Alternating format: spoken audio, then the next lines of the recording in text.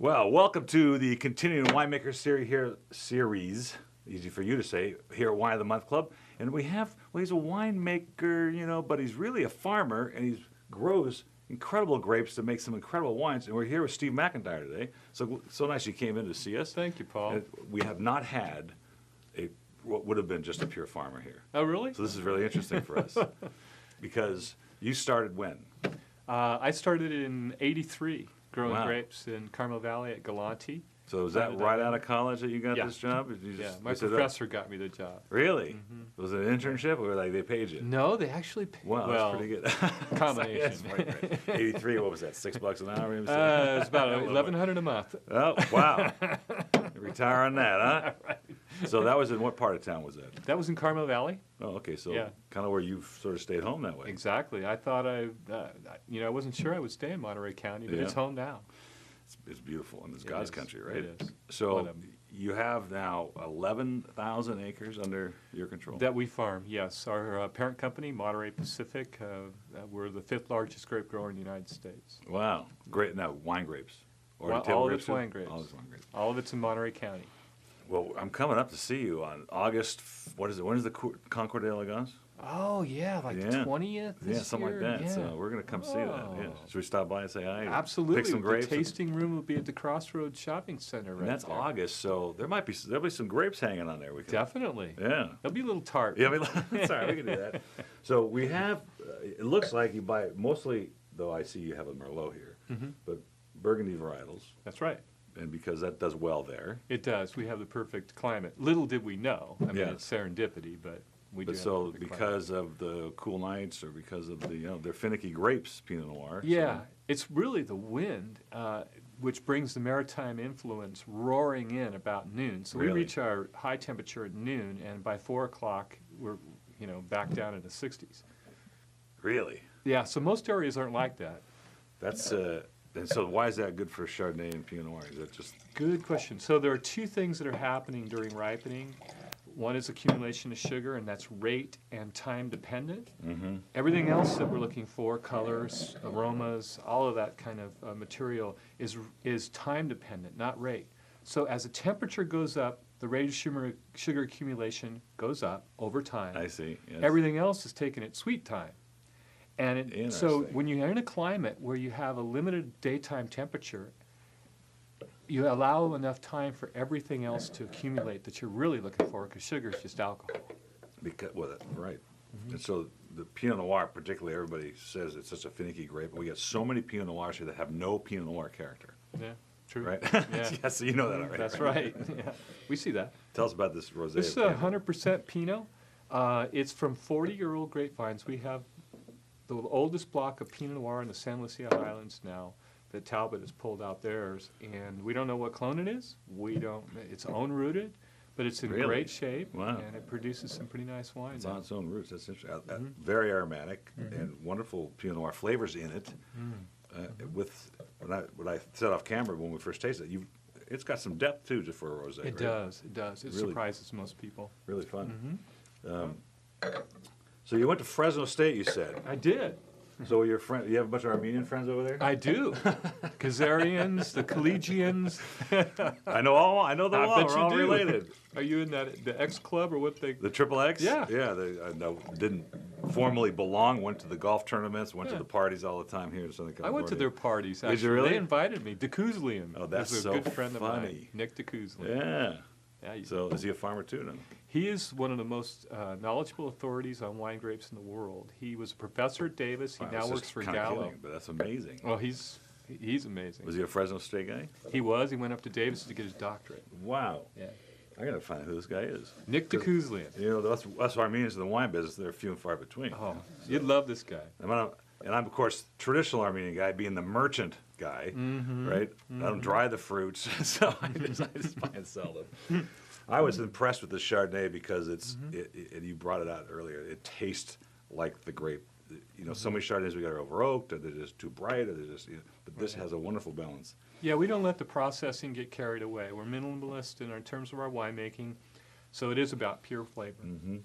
I had a professor at Fresno State, Vince Petrucci, And he used to say, "You gotta leave a little grape in there," you know, and it's Well, stuck that's to great this day. advice. Yeah. This really, and we taste obviously tons of wine here. One of the most expressive Chardonnays you've seen in a long time. Thank you. It's really, very really much. good. I love the Yeah. balance. Is it American oak, French oak? French oak entirely, but we don't leave it in there very long. 5 months about max. 40% new each year. I think this. Now I have some very picky friends, particularly when it comes to Chardonnay, and I'm going to bring some of this in because they will be impressed, Thank you. and they're going to Yeah.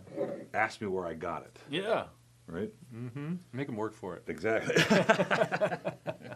So the first Pinot we're tasting is a 012 Santa Lucia Highlands, and that is, is it clonal that you're looking at, or is It's it a just a blend, blocks?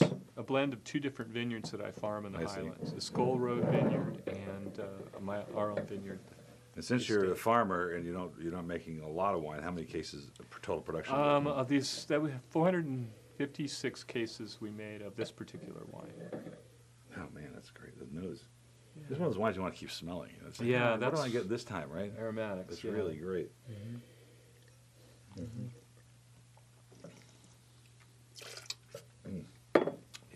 And the finish, particularly for a Pinot Noir, it keeps going. And I keep tasting it. And Yeah. I want to taste it again. Berries. And so when you go out to I asked the question. You have 11,000 acres under vine, so to speak. You have to visit it. I mean, what do you visit? What do you do? You can't walk all 11,000 acres, but you find parts of it. What's your? Well, it's all about farming grapes. It's all about uniformity. We want to, and timing. As winemakers and grape growers, we're nothing more than glorified babysitters. We know when the kid might be Now, come on drowning now. in the pool. We have that sixth sense. Right. You know what the timing should be to do certain things. And experience, which we all gain as we get older, Right. is this filter that we process information through.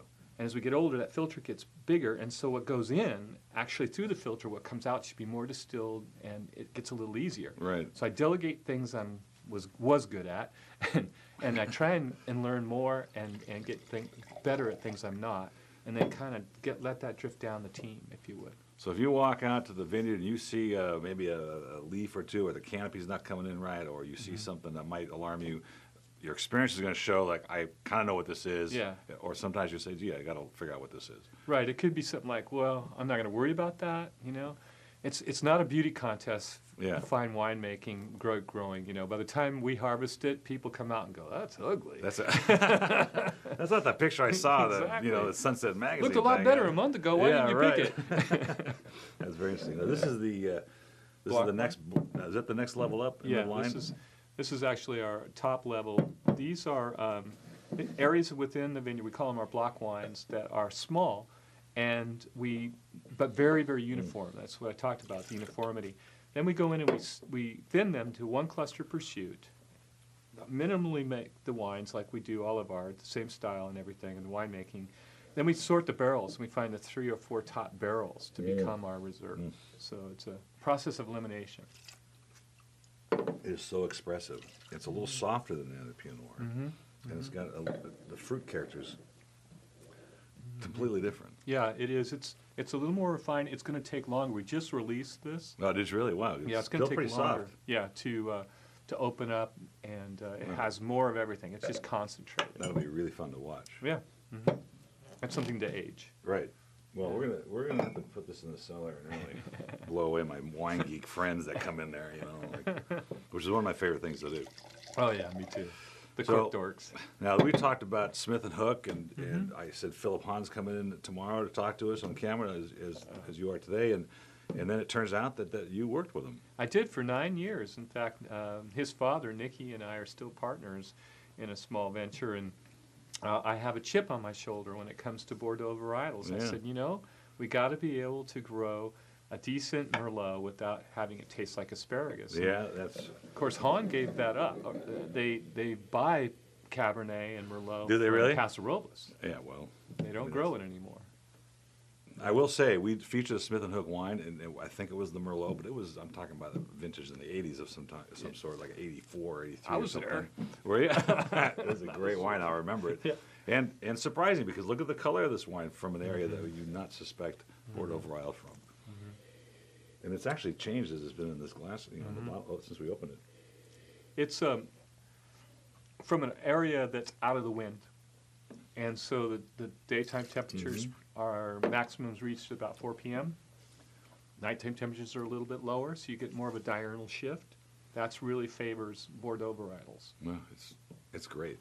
Thank you. It's really fun. Thanks. You've succeeded in your attempt to make sure that Merlot stays in that part of town. Yeah, exactly. Well, it's a real pleasure having you here today, Absolutely, Steve. Thank Paul. you for sharing with us your farming experience, and say hi to my Armenian brothers when you I see will. them Thank next. you for having me. Cheers.